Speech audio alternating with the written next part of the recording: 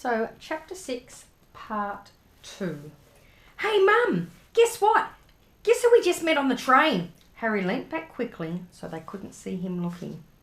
You know that black-haired boy who was near us at the station? Know who he is? Who? Harry Potter! Harry heard the little girl's voice. Oh, Mum, can I go on the train and see him? Oh, Mum, oh, please. You've already seen him, Ginny, and the poor boy isn't something you goggle at in a zoo.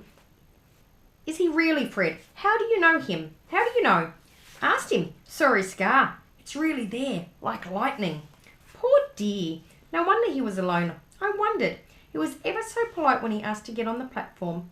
Never mind that. Do you think he remembers what you-know-who looks like? Their mother suddenly became very stern. I forbid you to ask him, Fred. No, don't you dare. As though he needs reminding of that on his first day. All right, keep your hair on. A whistle sounded. Hurry up, said their mother, and the three boys clambered onto the train. They leant out of the window for her to kiss them goodbye, and their younger sister began to cry. Don't, Ginny. We'll send you loads of owls. We'll send you a Hogwarts toilet seat. George! Only joking, Mum. The train began to move. Harry saw the boys' mother waving, and their sister, half laughing, half crying, running to keep up with them until the train gathered too much speed. Then she fell back and waved. Harry watched the girl and her mother disappear as the train rounded the corner. Houses flashed past the window. Harry felt a great leap of excitement. He didn't know what he was going to, but it had to be a lot better than what he was leaving behind. The door of the compartment slid open and the youngest red-headed boy came in. Anyone sitting there? He asked, pointing at the seat opposite Harry. Everywhere else is full. Harry shook his head and the boy sat down. He glanced at Harry and then quickly looked out of the window, pretending he hadn't looked. Harry saw he still had a black mark on his nose. Hey, Ron! The twins were back. Listen, we're going down the middle of the train. Lee Jordan's got a giant tarantula down there. Right, mumbled Ron. Harry, said the other twin, did we introduce ourselves? Fred and George Weasley, and this is Ron, our brother. See you later then. Bye, said Harry and Ron. The twins slid the compartment door shut behind them. Are you really Harry Potter? Ron blurted out. Harry nodded. Oh, well, I thought it might be one of Fred and George's jokes, said Ron. And have you really got, you know? He pointed at Harry's forehead. Harry pulled back the fringe to show the lightning scar. Ron stared. So that's where you know who? Yes, said Harry, but I can't remember it. Nothing? Said Ron eagerly. Well, I remember a lot of green light, but nothing else. Wow, said Ron. He sat and stared at Harry for a few moments. Then, as though he had suddenly realised what he was doing, he looked quickly out of the window again. Are all your family wizards? Asked Harry, who found Ron just as interesting as Ron found him. Yes, I think so, said Ron. I think Mum's got a second cousin who's an accountant, but we never talk about him. So you must know loads of magic already. The Weasleys were clearly one of those old wizarding families the pale boy in Diagon Alley had talked about. Cast your mind back. Who was the pale boy? I heard you went to live with muggles, said Ron. What are they like? Horrible. Well, not all of them. My aunt and uncle and cousins are, though. Wish I'd had 3 wizard brothers. 5, said Ron. For some reason, he was looking gloomy. I'm the 6th in our family to go to Hogwarts. You could say I've got a lot to live up to. Bill and Charlie have already left. Bill was head boy and Charlie was captain of Quidditch. Now Percy's a prefect. Fred and George mess around a lot, but they still get really good marks, and everyone thinks they're really funny. Everyone expects me to do as well as the others. But if I do, it's no big deal, because they did it first. You never get anything new either. With 5 brothers, I've got Bill's old robes, Charlie's old wand, and Percy's old rat. Ron reached inside his jacket pocket and pulled out a fat grey rat which was asleep. Now cast your mind back. I'm sure you'll be able to make a text to self connection, of a time where possibly someone in your family has compared you to another family member and how that feels. And that's one of those things that's not lying on the surface saying they've got a cat, I've got a cat. It's that digging deeper, digging deeper to find that time where you can make that comparison of what is going on in the text to something in your life. Ron reached inside his jacket and pulled out a fat grey rat, which was asleep. His name's Scabbers, and he's useless. He hardly ever wakes up. Percy's got an owl from my dad for being made a prefect, but they couldn't I got Scabbers instead. Ron's ears went pink. He seemed to think he'd said too much because he went back to staring out of the window. Harry didn't think there was anything wrong with not being able to afford an owl. After all, he'd never had so much money in his life until a month ago. And he told Ron so, all about having to wear Dudley's old clothes and never getting proper birthday presents. This seemed to cheer Ron up. Why would that cheer Ron up? So make the comparison between Ron and Harry, and why would knowing that about Harry cheer Ron up? And until Hagrid told me, I didn't know anything about being a wizard or about my parents or Voldemort. Ron gasped. What? Said Harry. You said you know whose name, said Ron, sounding both shocked and impressed. I'd have thought you, of all people. I'm not trying to be brave or anything, saying the name, said Harry. I just never knew you shouldn't. See what I mean? I've got loads to learn. I bet, he added, voicing for the first time something that had been worrying him a lot lately. I bet I'm the worst in the class. You won't be. There's loads of people who come from Muggles families and they learn quick enough. While they were talking, the train had carried them out of London. Now they were speeding past fields full of cows and sheep. They were quiet for a time, watching the fields and lanes flit past. Around 12:30 there was a great clattering outside in the corridor, and a smiling, dimpled woman slid back their door and said, Anything off the trolley, dears? Harry, who hadn't had any breakfast, leapt to his feet, but Ron's ears went pink again, and he muttered that he'd brought sandwiches. Harry went to the corridor. He had never had any money for sweets with the Dursleys, and now that he had pockets rattling with gold and silver, he was ready to buy as many Mars bars as he could carry. But the woman didn't have Mars bars. What she did have were Bertie Bott's every flavour beans, Drubel's best blowing gum, chocolate frogs, pumpkin pasties, cauldron cakes, licorice wands, and a number of other strange things Harry had never seen in his life. Not wanting to miss anything, he got some of everything and paid the woman 11 silver sickles and 7 bronze nuts. Ron stared as Harry brought it all back into the compartment and tipped it into an empty seat. Hungry, are you? Starving, said Harry, taking a large bite out of a pumpkin pasty. Ron had taken out a lumpy package and unwrapped it.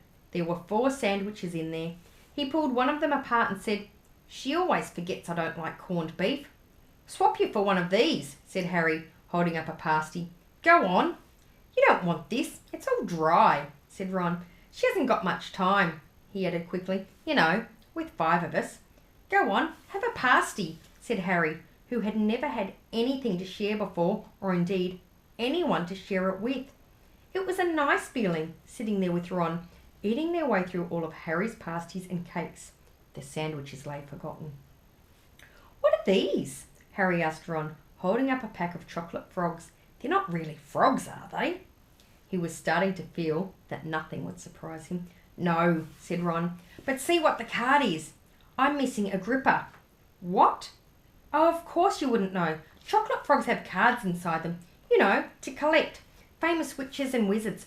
I've got about 500, but I haven't got Agrippa or Ptolemy.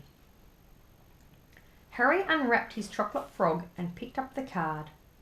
It showed a man's face. He wore half-moon glasses, had a long crooked nose and flowing silver hair, beard and moustache. Underneath the picture was the name Albus Dumbledore. So this is Dumbledore, said Harry. Don't tell me you've never heard of Dumbledore, said Ron. Can I have a frog? I might get Agrippa, thanks. Harry turned over his card and read, Albus Dumbledore, currently headmaster of Hogwarts, considered by many the greatest wizard of modern times. Professor Dumbledore is particularly famous for his defeat of the dark wizard Grindelwald in 1945, for the discovery of the 12 uses of dragon's blood, and his work on alchemy with his partner Nicholas Flamel. Professor Dumbledore enjoys chamber music and 10-pin bowling. Harry turned the card back over and saw, to his astonishment, the Dumbledore's face had disappeared. "He's gone!" "Well, you can't expect him to hang around all day," said Ron. "He'll be back." "No, I've got Morgana again, and I've got about 6 of her. Do you want it? You can start collecting." Ron's eyes strayed to the pile of chocolate frogs waiting to be unwrapped. Why is he waiting for them to be unwrapped? "Help yourself," said Harry. "But in, the Muggle world, people just stay put in photos." "Do they? What? They don't move at all?" Ron sounded amazed. "Weird." Harry stared as Dumbledore sidled back into the picture on his card and gave him a small smile. Ron was more interested in eating the frogs than looking at the famous witches and wizards cards. But Harry couldn't keep his eyes off them. Soon he had not only Dumbledore and Morgana, but Hengist of Woodcroft, Alberic Grunion, Circe, Paracelsus, and Merlin. He finally tore his eyes away from the druidess Cleodna, who was scratching her nose to open a bag of Birdie's Bots every flavour beans. Please remember, I've stated I'm not an expert. It's quite easy to have a good vocab and be able to read lots of words, but when it does come to people's names, especially in a witch and wizardry text such as Harry Potter, it can be difficult, so I'm doing my best to pronounce them, but I'm still having a go. "You want to be careful with those," Ron warned Harry. "When they say every flavour, they mean every flavour. You get all the ordinary ones like chocolate and peppermint and marmalade, but then you can get spinach and liver and tripe. George reckons he had a bogey flavoured one once."